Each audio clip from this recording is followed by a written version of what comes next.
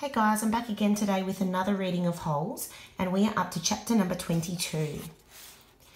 Stanley was the first one finished. He spat in his hole, then showered and changed into his cleaner set of clothes. It had been 3 days since the laundry was done, so even his clean set was dirty and smelly. Tomorrow, these would become his work clothes, and his other set would be washed. He could think of no reason why Zero would dig his hole for him. Zero didn't even get any sunflower seeds. I guess he likes to dig holes, Armpit had said. He's a mole, Zigzag had said. I think he eats dirt. Moles don't eat dirt, X-Ray had pointed out. Worms eat dirt. Hey Zero, Squid had asked. Are you a mole or a worm? Zero had said nothing. Stanley never even thanked him, but now he sat on his cot and waited for Zero to return from the shower room. Thanks, he said as Zero entered through the tent flap. Zero glanced at him, then went over to the crates where he deposited his dirty clothes and towel. Why'd you help me? Stanley asked. Zero turned around. You didn't steal the sunflower seeds, he said. So, neither did you, said Stanley. Zero stared at him. His eyes seemed to expand, and it was almost as if Zero were looking right through him. You didn't steal the sneakers, he said. Stanley said nothing. He watched Zero walk out of the tent. If anybody had X-ray vision, it was Zero. Wait, he called, then hurried out after him. Zero had stopped just outside the tent, and Stanley almost ran into him. I'll try to teach you to read if you want, Stanley offered. I don't know if I know how to teach, but I'm not that worn out today since you dug a lot of my hole. A big smile spread across Zero's face. They returned to the tent where they were less likely to be bothered. Stanley got his box of stationery and a pen out of his crate. They sat on the ground. Do you know the alphabet? Stanley asked. For a second, he thought he saw a flash of defiance in Zero's eyes, but then it passed. I think I know some of it, Zero said. A, B, C, D. Keep going, said Stanley. Zero's eyes looked upward. E, F, said Stanley. G, said Zero. He blew some air out of the side of his mouth. H, I, K, P, H, I, J, K, L, Stanley said. That's right, said Zero. I've heard it before. I just don't have it memorised exactly. That's all right, said Stanley. Here, I'll say the whole thing, just to kind of refresh your memory. Then you can try it. He recited the alphabet for Zero. Then Zero repeated it without a single mistake. Not bad for a kid who has never seen Sesame Street. Well, I've heard it before, somewhere, Zero said, trying to act like it was nothing, but his big smile gave him away. The next step was harder. Stanley had to figure out how to teach him to recognise each letter. He gave Zero a piece of paper and took a piece for himself. I guess we'll start with A. He printed a capital A, and then Zero copied it on his sheet of paper.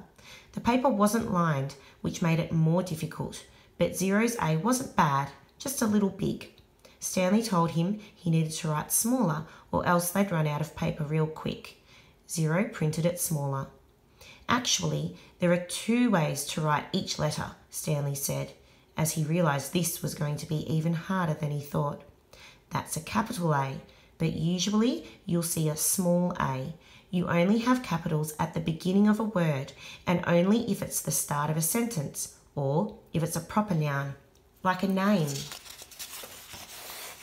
Zero nodded as if he understood, but Stanley knew he had made very little sense. He printed a lowercase a, and Zero copied it. So there are 52, said Zero. Stanley didn't know what he was talking about. Instead of 26 letters, there are really 52? Stanley looked at him, surprised. I guess that's right. How'd you figure that out? He asked. Zero said nothing. Did you add? Zero said nothing. Did you multiply? That's just how many there are, said Zero. Stanley raised and lowered one shoulder. He didn't even know how Zero knew there were 26 in the first place. Did he count them as he recited them? He had Zero write a few more upper and lowercase a's, and then he moved on to a capital B. This was going to take a long time, he realised. You can teach me 10 letters a day, suggested Zero. 5 capitals and 5 smalls. After 5 days, I'll know them all. Except on the last day, I'll have to do 12. 6 capitals and 6 smalls. Again, Stanley stared at him, amazed that he was able to figure all that out. Zero must have thought he was staring for a different reason, because he said, I'll dig part of your hole every day. I can dig for about an hour. Then you can teach me for an hour. And since I'm a faster digger anyway, our holes will get done about the same time. I won't have to wait for you. Okay, Stanley agreed. As Zero was printing his B's, Stanley asked him how he figured out it would take 5 days. Did you multiply? Did you divide? That's just what it is, Zero said. It's good math, said Stanley. I'm not stupid, Zero said. I know everybody thinks I am. I just don't like answering their questions. Later that night, as he lay on his cot, Stanley reconsidered the deal he had made with Zero. Getting a break every day would be a relief, but he knew X-Ray wouldn't like it. He wondered if there might be some way Zero would agree to dig part of X-Ray's hole as well. But then again, why should he?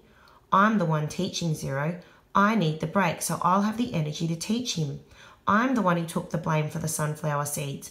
I'm the one who Mr. Sir is mad at. He closed his eyes, and images from the warden's cabin floated inside his head.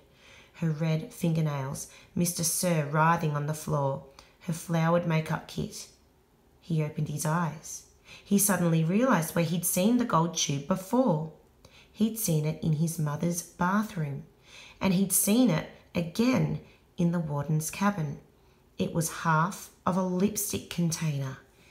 KB. KB! He felt a jolt of astonishment. His mouth silently formed the name Kate Barlow, as he wondered if it really could have belonged to the Kissin' Outlaw. That's the end of chapter 22. See you tomorrow for chapter 23. Bye.